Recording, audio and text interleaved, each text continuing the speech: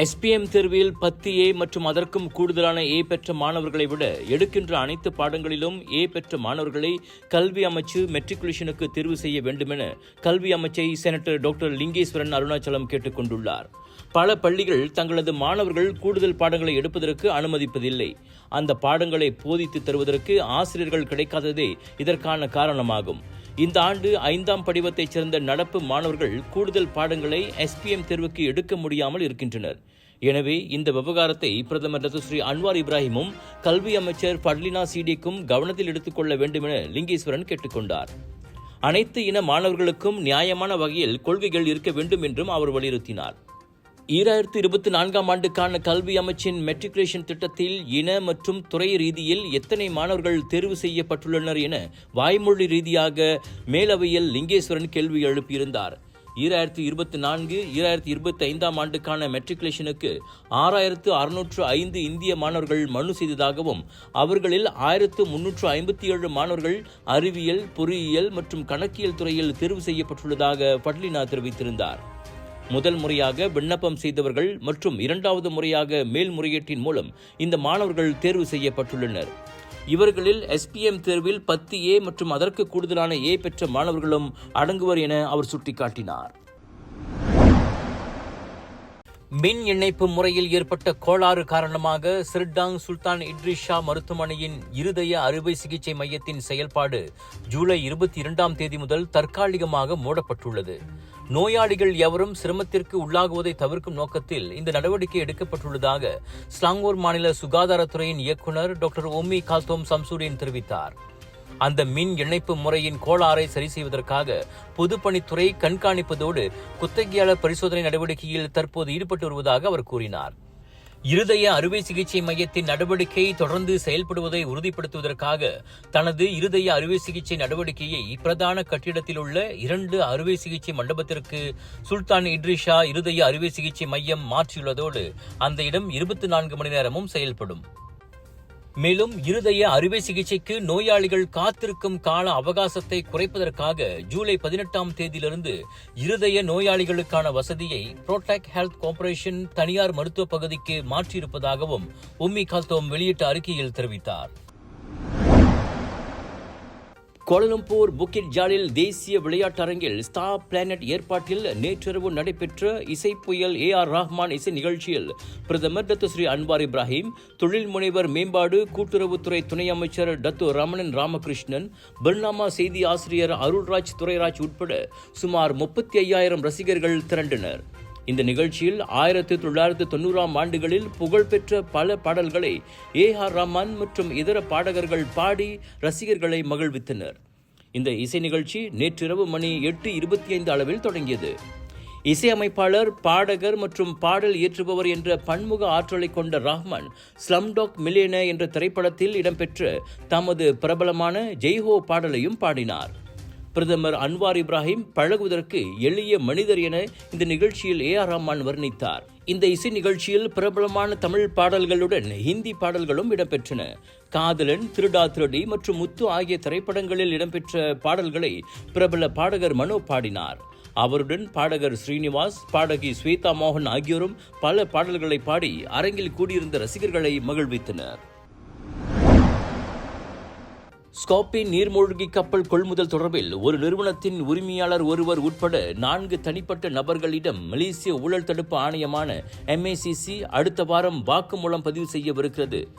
MACCயின் விசாரணையில் புதிய தகவல்கள் கண்டறியப்பட்டதை தொடர்ந்து அவர்களது வாக்குமூலம் அவசியம் தேவைப்படுவதாக MACCக்கு நெருக்கமான தகவல்கள் தெரிவித்தன. அந்த நீர்மூழ்கி கப்பல் வாங்கியதில் நம்பிக்கை மோசடி அல்லது அதிகார மீறல் அம்சம் இருக்கிறதா என்பது குறித்து விசாரணை நடத்தப்பட உள்ளது. பிரான்ஸ் நிறுவனத்திடமிருந்து நீர்மூழ்கி கப்பல் கொள்முதல் செய்த விவகாரத்தில் தனது விசாரணையில் புதிய ஆதாரங்களுக்கான அறிகுறி கண்டுபிடிக்கப்பட்டதை தொடர்ந்து விசாரணை நடத்தப்படும் என நேற்று முன்தினம் MACC தெரிவித்திருந்தது. சரவாக்கில் உள்ள நியா குகைகள் வளாகம் அதிகாரப்பூர்வமாக யுனெஸ்கோ உலக பாரம்பரிய தளமாக பட்டியலிடப்பட்டுள்ளது. இந்தியாவில் புதுடெல்லியில் ஜூலை 21ஆம் தேதியிலிருந்து 31ஆம் தேதி வரை நடைபெறும் உலக பாரம்பரிய குழுவின் 46வது கூட்டத்தில் மலேசிய நேரப்படி நேற்றிரவு 7 மணி அளவில் இந்த அங்கீகாரம் கிடைக்கப்பெற்றதாக சுற்றுலா, கலை மற்றும் பண்பாட்டு அமைச்சு வெளியிட்ட அறிக்கையொன்றில் தெரிவித்தது. இந்தியாவைச் சேர்ந்த ஒரு பிரதிநிதியின் தலைமையிலான 21 உறுப்பு நாடுகளைச் சேர்ந்த உலக பாரம்பரிய குழு நியா குகைகள் பகுதிக்கு அந்த பிரபலமான அங்கீகாரத்தை வழங்கும் முடிவை செய்ததாக அந்த அறிக்கையில் தெரிவித்தது. நியா குகைகள் தொல்பொருள் தளத்திற்கான பரிந்துரை செயல்முறை 2019ஆம் ஆண்டு தொடங்கியது. தற்காலிக ஆவணப்பட்டியல் 2021ஆம் ஆண்டு ஜனவரி 22ஆம் தேதி யுனெஸ்கோவிடம் சமர்ப்பிக்கப்பட்டது. மேலும் 2023ஆம் ஆண்டு ஜனவரி 31ஆம் தேதியன்று முறையான நியமன ஆவணங்கள் பிரான்சின் பாரிஸில் உள்ள யுனெஸ்கோ செயலகத்திடம் ஒப்படைக்கப்பட்டதாக அந்த அறிக்கையில் வாசிக்கப்பட்டது. இந்த அங்கீகாரத்துடன் மலேசியா இப்போது 5 யுனெஸ்கோ உலக பாரம்பரிய தலங்களை கொண்டுள்ளது.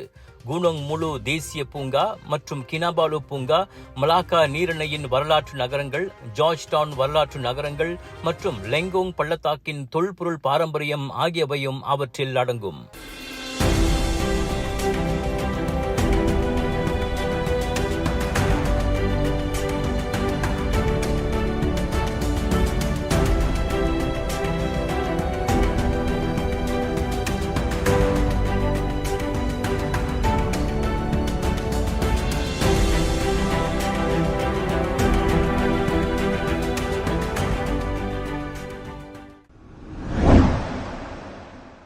அம்பாங் தாமான் லம்பா மாஜுவில் அடுக்குமாடி வீடு ஒன்றில் நிகழ்ந்த தீ விபத்தில் பெண்மணி ஒருவர் கருகி மரணமடைந்த வேளையில் மற்றொரு ஆடவர் தீ காயங்களுக்கு உள்ளானார். நேற்றிரவு மணி 9:46 அளவில் 5 மாடிகளை கொண்ட அடுக்ககத்தின் கீழ்த்தள பகுதியிலுள்ள வீட்டில் அந்த தீ விபத்து நிகழ்ந்ததாக ஸ்லாங்கூர் தீயணைப்பு மீட்புத்துறையின் நடவடிக்கைக்கான உதவி இயக்குநர் ஹமாட் முக்லிஸ் முக்தார் தெரிவித்தார். பண்டான் இண்டா தீயணைப்பு நிலையத்தைச் சேர்ந்த ஒரு தீயணைப்பு வண்டியைச் சேர்ந்த 12 தீயணைப்பு வீரர்கள் பாதிக்கப்பட்ட வீட்டிற்கு சென்று தீயை அணைக்கும் நடவடிக்கையில் ஈடுபட்டனர். அவ்வீட்டில் இருந்த பெண்மணி 80 விழுக்காடு தீக்காயங்களுக்கு உள்ளாகி மரணமடைந்த வேளையில் ஆடவர் ஒருவர் வலது கையில் தீக்காயங்களுக்கு உள்ளானார். அந்த ஆடவர் அம்பாங் மருத்துவமனைக்கு கொண்டு செல்லப்பட்டதாகவும் அவ்வீடு 30 விழுக்காடு சேதமடைந்ததாகவும் இந்த தீ விபத்து குறித்து இன்னமும் விசாரணை நடத்தப்பட்டு வருவதாகவும் முகமது முக்லிஸ் வெளியிட்ட அறிக்கையில் தெரிவித்தார். தெமுர்லவுக்கு அருகே ஜலான் குவாலலும்பூர் குவாந்தான் சாலையின் 145வது கிலோமீட்டரில் டொயோட்டா ஹைலக்ஸ் 4 இயக்க சக்கர வாகனம் மற்றும் ட்ரெய்லர் லாரி சம்பந்தப்பட்ட கோர விபத்தில் 2 மாண்டதோடு 4 காயமடைந்தனர். அந்த வாகனத்தை ஓட்டிய மந்தாக்காப்பைச் சேர்ந்த 79 வயது ஆடவர் மற்றும் அதிலிருந்த சீன நாட்டைச் சேர்ந்த 46 வயது பயணி விபத்து நிகழ்ந்த இடத்திலேயே இறந்தனர் என தெமுர்லோ மாவட்ட போலீஸ் தலைவர் ஏசிபி மஸ்லான் ஹாசான் தெரிவித்தார். குவாந்தானிலிருந்து வந்து கொண்டிருந்த ட்ரெய்லர் லாரியின் ஓட்டுநர் கட்டுப்பாட்டை இழந்து எதிரேயுள்ள சாலையில் நுழைந்ததால் குவாலலும்பூரை நோக்கி சென்று கொண்டிருந்த டொயோட்டா ஹைலக்ஸ் வாகனத்தில் மோதியது. அந்த சம்பவத்தில் அந்த வாகனத்தில் இருந்த 3 பயணிகள் காயமடைந்தனர். இவர்கள் அனைவரும் தெமுர்லோ சுல்தான் ஹஜி ஹமட் ஷா மருத்துவமனையில் அனுமதிக்கப்பட்டனர். அவர்களது நிலைமை சீராக இருப்பதாகவும் இந்த விபத்தில் லாரி ஓட்டுநர் சொற்ப காயத்திற்கு உள்ளானதாகவும் மஸ்லான் தெரிவித்தார்.